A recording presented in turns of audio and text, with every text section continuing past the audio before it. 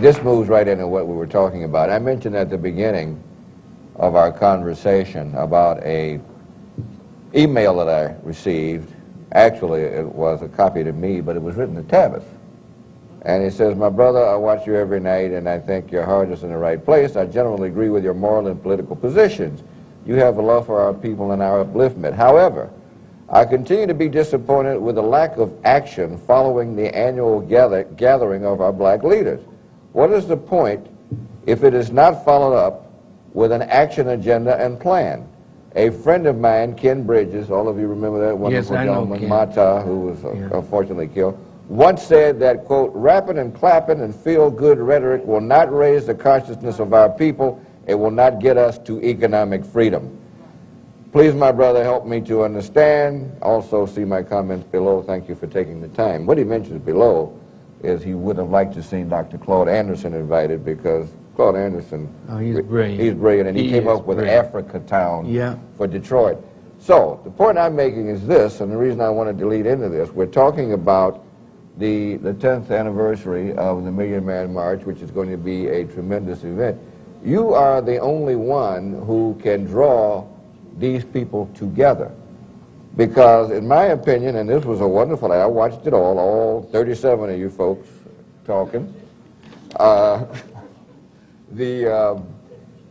but next year there'll be part 2, and all 37 of you will come back again, unless, in my opinion, Minister Farrakhan takes the lead through this 10th anniversary of the Million Man March, because from the first Million Man March, Brother Minister, there are still things going on as a direct result of your asking black men to come forward and take the responsibility, go back to their communities, join the church, the mosque, the synagogue, whatever, join an organization, and many people in Chicago and other places have certainly done that.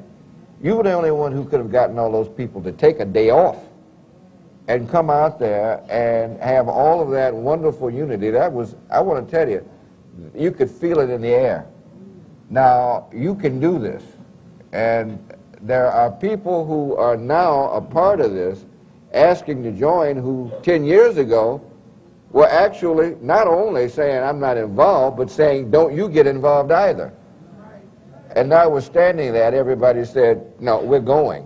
So now these same people are joining, and this is, you have to bring all of these folks together, because, you know, all these wonderful folks, there are people who have different capacities. You know, realizing your capacity is important. There are some people who can don't do one thing, someone can write a book, some people, you are the one who can bring all this together, and that's what I think this Million Man March 10th anniversary commemoration is going to be about.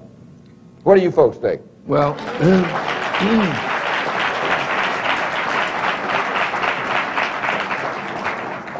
you know, Cliff, I am painfully aware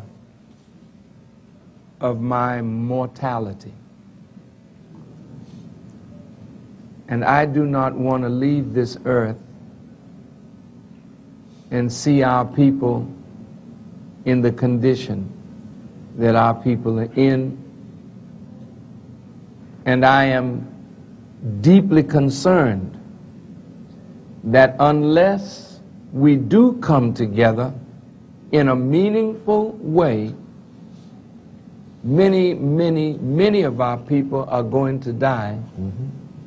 And if our generation opts out of a struggle and passes it on to our children and our grandchildren, we will deserve to be cursed by history for not what we have done, but what we have failed to do. I agree with this person who wrote that article. You know, we are very eloquent, we're brilliant with words, and certainly we've had many great leaders who couldn't have gotten us to do anything if they did not have the ability with words to move us. But I recognize, I was in Washington the other day, and Brother Cliff, this is the truth. The type of leaders that were in that room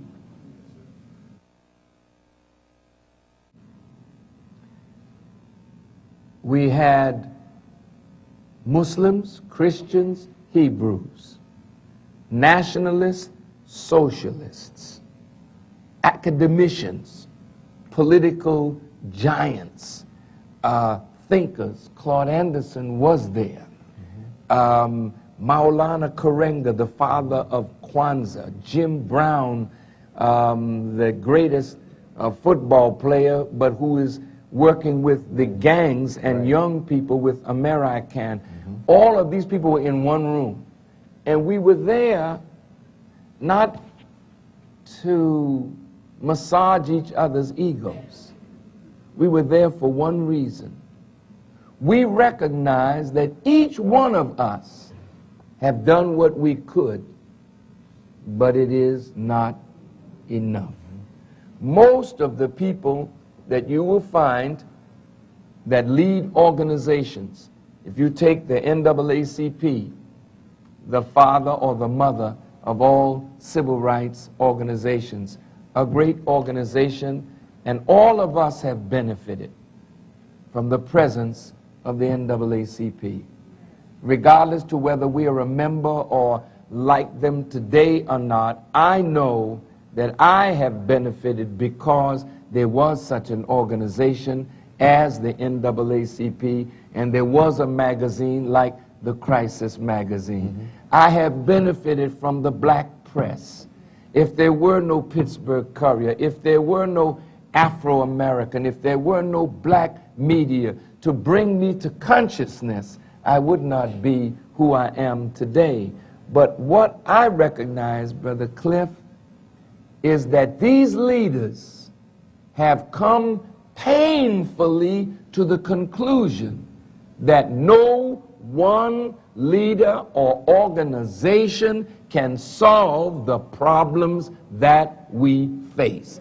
And this man will be writing those kind of letters henceforth, now, and forever, as long as the NAACP is over there doing their thing, the Nation of Islam is over here doing its thing, the Black United Front and the Black United Fund and the Urban League and the church is over there, here, everywhere, doing our thing. Our thing is not good enough, and our people are dying because leaders are divided and filled with envy and jealousy over each other.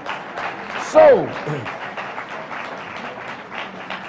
when Tavis said, let's make a covenant with the government, you know, let's forget that. I agree. I want the leaders now, we agreed, all of us in that room, that we're going to make a covenant with each other. Now look at this. Okay. Now the terms of that covenant is being worked out. Once you can see your leaders sitting in a room in agreement now that we are going to work for the collective whole of our people. I said to them, the time is out for you to just think for your church, think for your mosque, think for your organization, while an entire people are going to hell. If you're a leader, you must start thinking for the whole of our people and acting on behalf of the whole of our people. Everybody agreed. Somebody has to be able to take the lead. And I totally concur, Brother Minister, that any sort of thing with the government, I mean, that's why we've got the problems we have right now. So that's ridiculous. But how many of these people that met in this room could get 1 million plus men to come to Washington, D.C.? So all I'm suggesting yes, is... you're right. Okay. You're and right. That's why I'm saying you know, that's my gift. Yes. You know, right. I have mine, you have yours. Each one in here has theirs. See, my gift is that I can take a difficult truth and make it simple and easy for anyone to understand. That's my gift. But my gift is not good enough by itself. So I sat in a room that night with Claude Anderson. And when Claude laid out his books for me, and I saw the brilliance of that mind, then let me gather the people, because that's my gift. Jesse Jackson, I don't know what you think of my brother, but he is one of the most brilliant men that's on the scene today. Jesse is very valuable. Sure. Al Sharpton is very valuable. Cornel West is very valuable. Absolutely. See, these are gifted people, but now we have to put our gifts together and plan for the whole of our people. And that's why when that man said plan, see, that's what's about to go down. Beautiful. Once these leaders make a covenant with each other and a covenant with you, Right. then it's your duty now to support that which is in your best interest. Once you see the leaders come together and make a covenant, and it's going to be public, and we're going to sign it. Great. See? Nobody sells out Great. Great. the aspirations of our people for personal advantage except at a great price.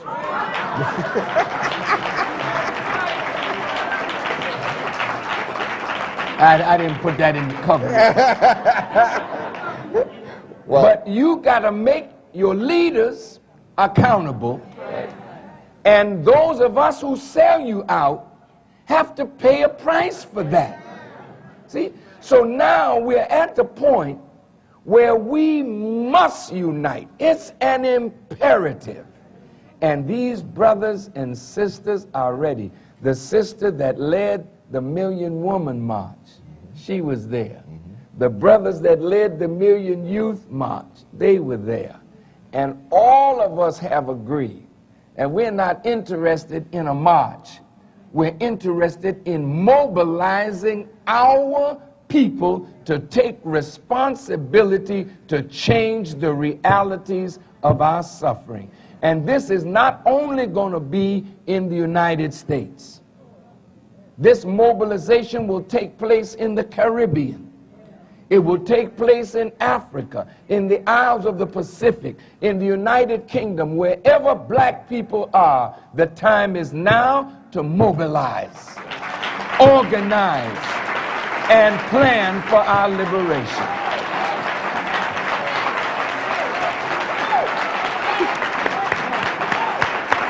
Thank you.